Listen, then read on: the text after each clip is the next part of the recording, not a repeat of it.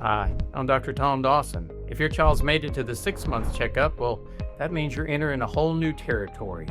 Their immune system's a little bit stronger now. They've had all the vaccines, at least the initial round of vaccines against most of the really deadly and damaging illnesses. The risk of things like SIDS are primarily in children that are less than 6 months old, so you're entering a whole new territory.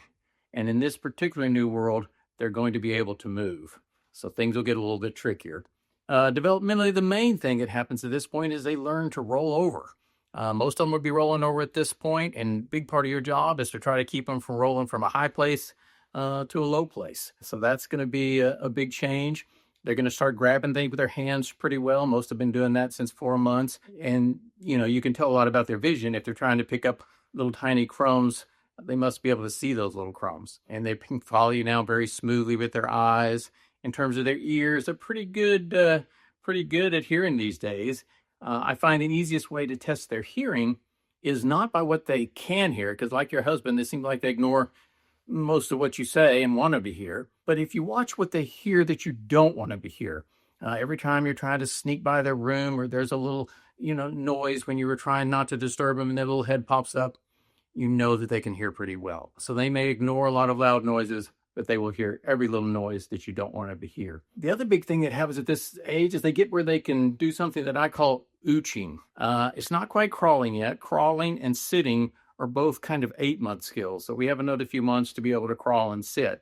But at this point, it's kind of like an amoeba. Amoeba can get from one place to the next, but you can't really describe exactly how they do it. So in this case, if you can have a toy about 6 inches away from them, and then all of a sudden 5 minutes later, they have the toy and they got there somehow, then your child is starting to ooch and move around a little bit. We'll give them until 8 months to do the real crawling and the sitting. Speaking of crawling, in the old days, we used to think they had to do the alternate regular kind of crawl in order to be able to read well and things.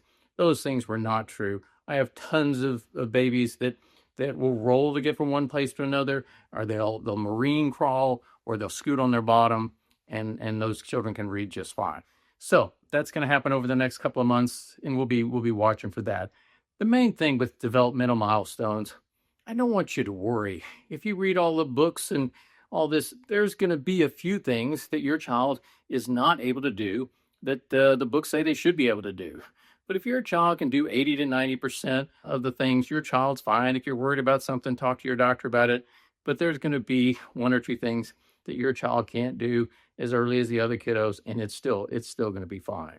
From eating and dietary standpoint, most of them are still working their way through the fruits and vegetables. We talked about that we can start them, somewhere between, 4 months and between 4 and 10 months is when children are the best at taking new things and not getting allergies. The internet, for reasons that are unclear to me, seem to want to wait till 6 months. Well, a lot of you will just be getting started on that now. And that's okay. And we talked about only 1 new food per week.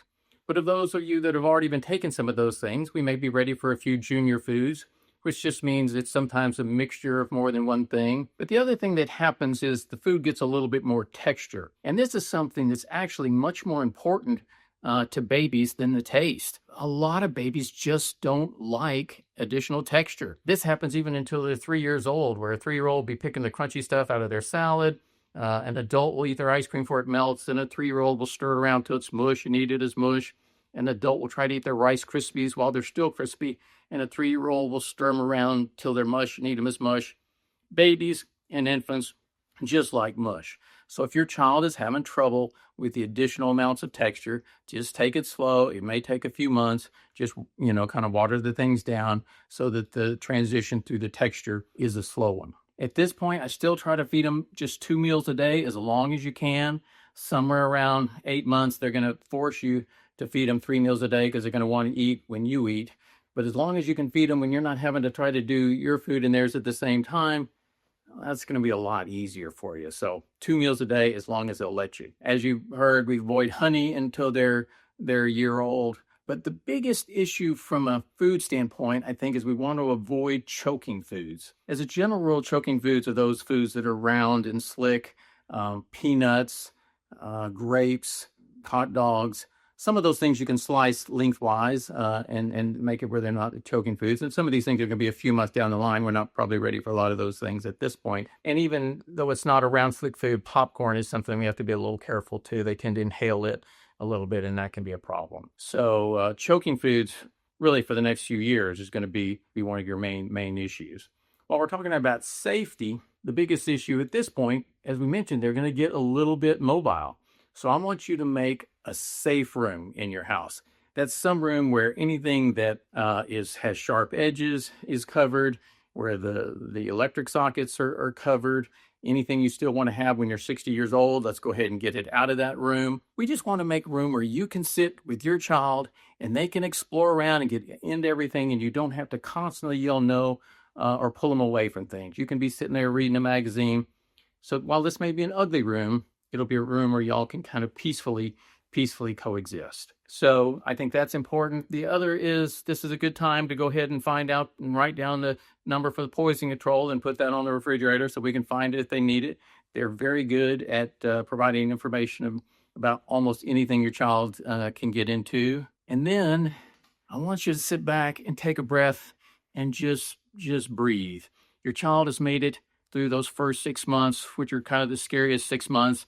And like we said, now their immune system's a little bit stronger. Not as tough as a big kid or as an adult, but it's pretty fully formed at this point, and that helps. They've had all the vaccines against the deadly and scary illnesses, and so that's a good thing. As we mentioned, the risk of SIDS is mainly in children under 6 months old. So now you can relax a little bit, but just know that the invasion is about to begin. These guys are getting ready to invade your space. So go around your house and childproof it as best you can. Sometimes crawling around your house will help you look and see the risk from their perspective. You might warn the siblings that this new addition to our family is getting ready to invade their space too. They sometimes resent it when the new member starts getting into their toys. So take a big breath, enjoy it, and I'll see you back in 3 months. Good luck.